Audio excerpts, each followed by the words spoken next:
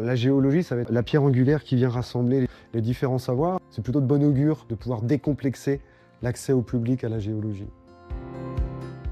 Alors moi, je m'appelle Jean Grélé, je suis guide conférencier.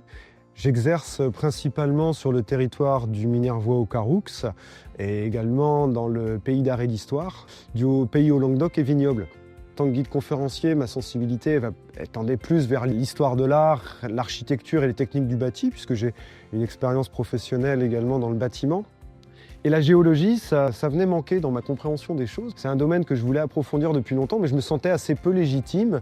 Ça me paraissait un morceau vraiment copieux, quelque chose que je ne pouvais pas forcément découvrir par moi-même. Et puis j'ai eu la chance, dans le cadre de la candidature du département de l'Hérault pour le Géoparc, de pouvoir être formé en tant que géomédiateur.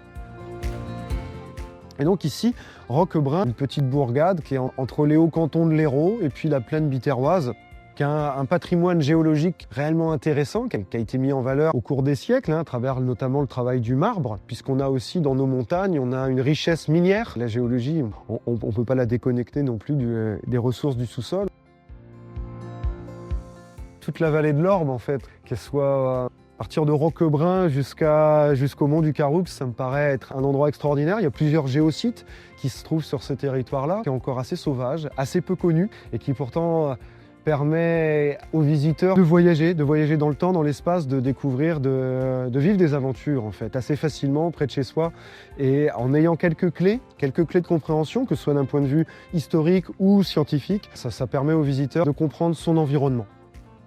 Une labellisation Géoparc, ça permet déjà d'acter, ça permet d'officialiser du travail de mise en valeur.